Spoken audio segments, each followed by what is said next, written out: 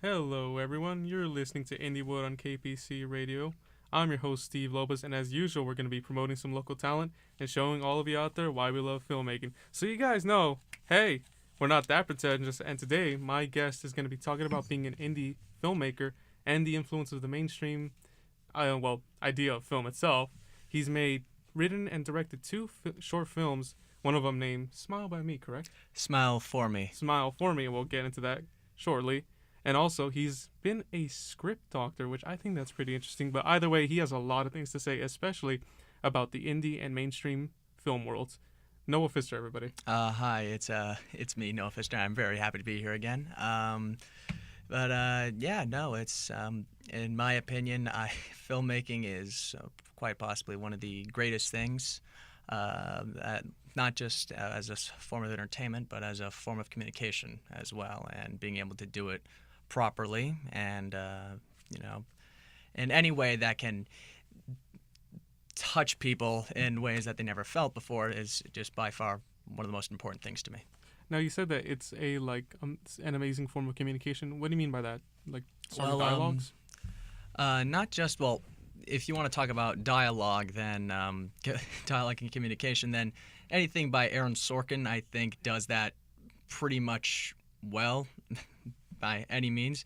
But I'm talking about sometimes being able to tell stories without saying a single word, thus, silent film, being one of the earliest cases of film. Being able to tell a story without having to use any words. And the last movie that I worked on was Smile for Me. And I talked about this last time. It was actually based off of a comic that I found online my senior year of high school, and there was no there was no comic bubbles. It was just the characters there, and I loved it so much. I spent years trying to get it made, and with the permission of the author and illustrator herself, I was able to make it. And the thing that I find important is that you can tell a story, and without any sound, really, with the exception of music, being able to tell a moral, tell a story that people can understand without the need of sound. And sometimes being able to convey a message with or without sound is important. It's think of Disney films. How important. How you've seen one growing up, right? Absolutely. Yeah, no, and they in cartoon, like, not just that, but like cartoons, like these form, like film and television, they're important forms for us growing up. They help teach us lessons. Steven Universe, as I found, is an excellent example. Teaching kids extreme lessons on abusive relationships, taking advantage of somebody, and being lied to, and also PTSD. It doesn't go overboard. It doesn't go Zack Snyder, where it's like you need a rated R cut of Steven Universe to understand. But it can convey things. It can tell stories within its own realm, but also to the audience just kind of turn its head and say, I have something I want to tell you. And I want you, and I hope by the end of this you'll understand. And that's really all I have to say about that. If I say any more, then we'll go past the time limit here. Oh, by all means. But to trace back a little, you said that Smile for Me was based on a comic, and you actually got like the licensing from the artist. Well, not so much the licensing. I'm my first short film I wrote and directed was a film called Remembered. It was a student film I did back in high school, and after I did that, I immediately wanted to do Smile for Me because I loved it. Sorry, my phone just went off. No, but what happened is I really, really wanted to do this, and I even wrote the screenplay for it. Which, if for those of you who are writers, you should know that if you write a screenplay without any dialogue, it will look weird and you will feel weird no matter what you do with it. But here's the thing. At that time, I didn't know her name. I just knew her as Tiffany Draws, all right? And, after a while, when I got to my sophomore year of college, I wanted to make this because for a class you could pitch an idea and thus you can make it. So I wanted to pitch Smile for Me because I thought this was as good of an opportunity as any. And thus, what happened next was I realized that if I was actually going to do this, because I actually pitched the idea to the class and it actually went through, I'm like, I'm probably going to need her permission. I didn't get the licensing because technically it's public domain, but I didn't feel right if I didn't get her permission. So I connected with her on Tumblr, found out her real name, and asked for her permission, and she said yes, which was kind of weird for a student film. We had more than one producer. We had an executive producer who gave tremendous amounts of input, but we also had her on as a consulting producer.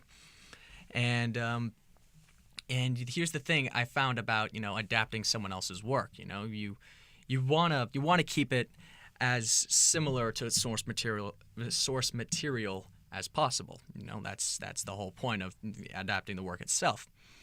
But what I found out that was hard was trying to stay as true to it as possible in a college setting was hard because the comic itself is quirky in nature, and it's absolutely quirky. But the people I worked with were not, so changes had to be made. And here's the thing about working with the person who created the comic. They have some power over you, whether you like it or not. And here's the thing. There's this one scene where the boy in the film is, grumpy, and the girl has an idea, so she uses a sock puppet. When my group found out about that scene, they were not too pleased because none of them were trained actors, and the girl, the student playing the girl, Elise, was like, this is ridiculous. And I asked Tiffany, like, do you know if we could cut this? And she's just like, no, you've already switched the cupcake to a cookie and the drawing to a note. You have to keep some of the quirkiness in it. So it took a lot of convincing and a lot of takes, but eventually we were able to get it. But the whole point is, it's writing your own work is fun. You get endless possibilities, but adapting, I found, was just extreme. It was not only fun, but also a good learning experience because, when you're adapting someone else's work, you want them to have say of what goes in and what can't stay in. That's. Now, could you talk about so you just asked her for permission, but how was the feeling of literally just, since you're adapting someone, going up and asking somebody online, of course? Yeah, I found out she does not live within California, so that was odd. But the thing is I could have easily have done it without asking permission, and because it's public works, and I posted on YouTube, and I don't monetize anything. No one watches it, but the thing is I'm less like I something in the back of my head was just like, dude, you gotta ask her. You gotta find her. You gotta ask her. It's the polite and right thing to do, because if you don't do it, it's nothing. It's just kind of the same as just copying and pasting. You really should ask for permission to use someone else's work, even if it's public use. Like if you have the chance to ask, hey, can I adapt this? It's, I got lucky because I kind of wrote myself into a corner, but actually getting in contact with her, because this comic, I've read it at least once a month since my senior year because I love it, and being able to get in contact with her was incredible. But here's the thing. Here's what they don't tell you. Here's the thing they don't tell you. It's when you have permission, all right, and when they're like, oh hell yeah, dude, you can adapt my work, it's totally fine. Things start to get complicated because while that cloud of, oh, will they say yes, will they say no, is gone, there's another cloud there. And that's the cloud of making sure you make something that they'll eventually like. And that's something that I don't think like many up and coming filmmakers are ever ready for. They're never ready for that cloud that will hang over them throughout the entirety of the production, you know? And it was just, you know, Smile for Me had a very troubled production, you know? I wrote a screenplay that while I pitched and while I did get, you know, like, everyone's like, oh yeah, let's make it. No one read the screenplay and no one read the comics, so I had to direct, you know, old-fashioned style. It was like, it turns out a lot of people in that class weren't having, like, because the election just happened and they weren't having it. And so, you know, like everyone voted for mine because I was the most enthusiastic about it. And the fact was, it was a bit hard. But the moral of this situation is that by the end, after all was said and done, I sent her the link to it. And, you know, she did, you know, from time to time kind of peered in, wanted to make sure everything was going okay. But that time when you send them the link or you have them watching it and you have silence and that silence continues and continues and continues is, oh my God, I'm getting Vietnam flashbacks here, bro. I could not stop. Like what I'm doing now, like I'm cracking my thumb with my with my middle finger, my ring finger. It's intimidating. It's terrifying because if you don't make the product that you basically asked permission or got source material from, and the author doesn't like it, or the creator doesn't like it, that's a punch in the gut. But luckily, she said she liked it a lot and loved that I was giving the comic some love. And, you know, that's a weight that, you know, that's the positivity that comes from that is incredible. You know, it's something that will always stick with you, in my opinion. Now, going back to this, you just talked about, like, this was really hard. Could you also talk about, like, just difficulties of filmmaking in general? Of course, you had the issue with people not knowing the screenplay, but just general issues. Oh, general issues? Okay. Wow, one thing, I got a good lesson in it's studio interference, because our studio was this was at Moore Park, and the executive producer of the film, or the studio exec for this whole situation, was my teacher Michael Grimes. He's a limey. He's from England, but he's a really great guy. But here's the thing: from the get-go, there was problems, because what happened was he found out it was a silent film, not just silent as in, oh, there's no. He's like, oh, silent. So there's no dialogue? No. Okay. Well, what's the importance of sound? What are you going to use? Papers rustling? Or, oh no, there's going to be no sound. No sound at all. Yeah, no, just the music. Literally a week later, he did an entire lesson on the importance of sound, looking me dead in the eyes, and the entire class just looked at me, and I just sank in my seat like, oh my God, this guy's really not gonna be too happy about that.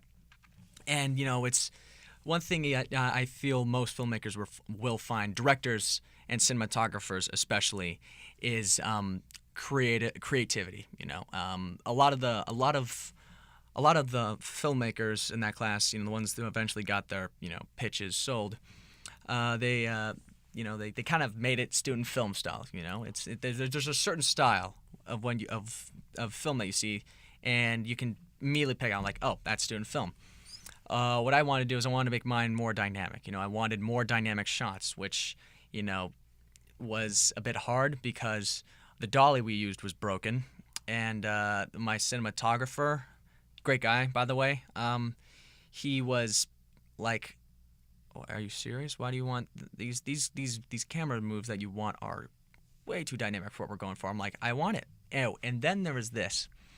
I wanted to put my own stamp on Smile for me, and since it was a silent film, I wanted to put in the silent film aspect ratio, which is, it could either be 1:1 or 1:33 by 1. And when Michael and my cinematographer found out, they're like, "What? Why?" I'm like, "I want to pay homage to it. Remember, it's gonna be in black and white. It'll be a cool little, something cool." And they're the entire time they're like, "This is exactly why."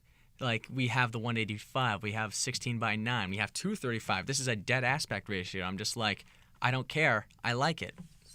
But one thing you will also run into is sometimes like I said, there was constant troubles. One of those constant troubles is people. Unless money is involved, which there was not. I mean, the only reason that the film Smile for Me is on IMDb. You'll see that the budget said $10,000. Nobody spent $10,000. That was literally the cost of all the equipment that was used. I mean, because the budget, you have to account for the equipment that was used.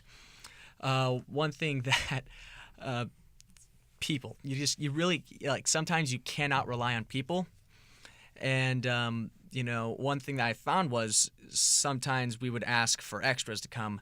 No extras would come. And the fact was we just did not have the people to fill up a classroom. So we had to, you're going to have to, for people listening, if you run into problems like not being able to fill up an entire room, you're going to have to shoot around it. You're going to need to throw, your other crew in there to fill up the entire room as extras. And one of the last days of shooting was on 4/20 of last year, where the school had a day off, and we invited a whole bunch of people to come. We literally begged, and it was 4/20 and there was no school, so the likelihood of people coming in was so slim.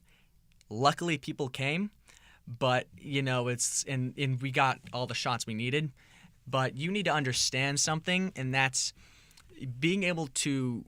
You're going to run into problems no matter what you do, and it's being able to shoot around them or adapt and improvise and overcome these problems is a serious lesson that filmmakers need to learn.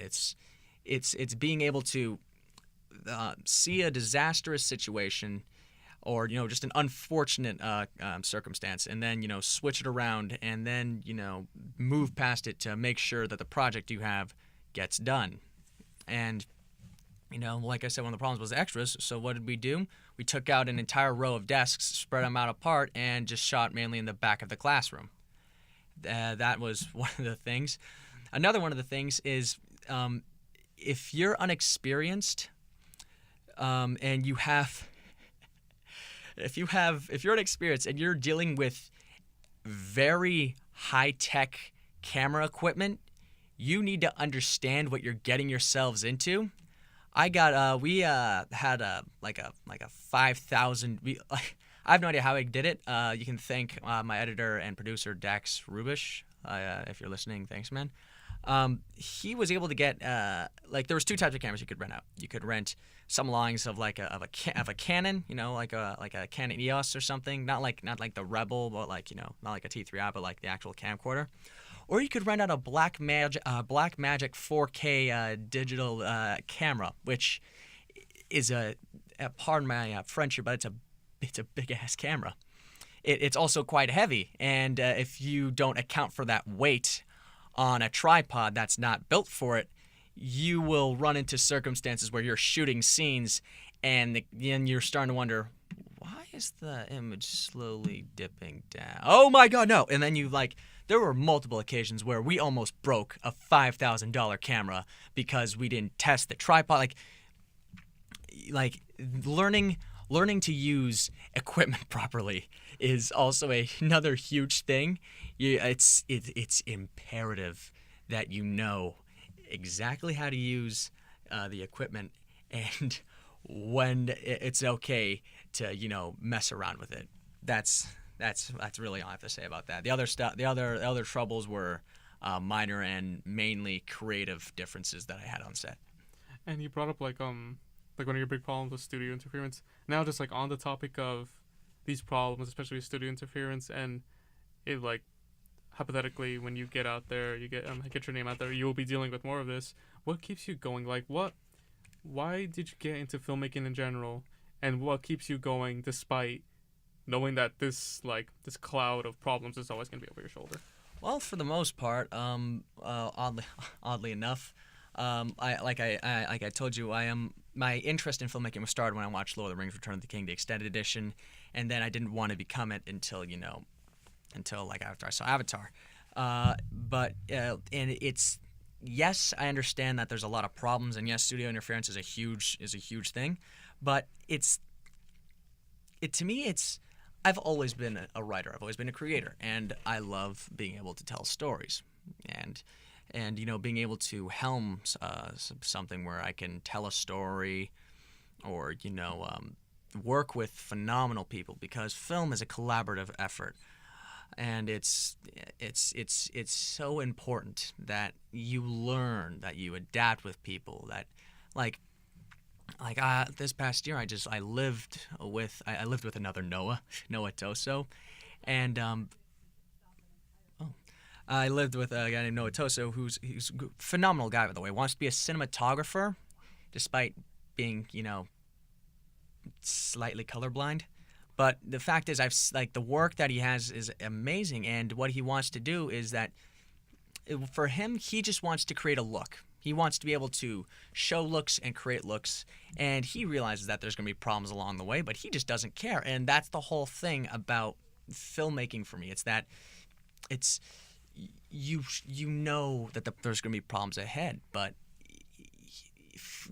wanting your name on the big screen, wanting to work with phenomenal people, wanting to build relationships, make friends, heck, even maybe hold a golden statue and scream in front of millions of people.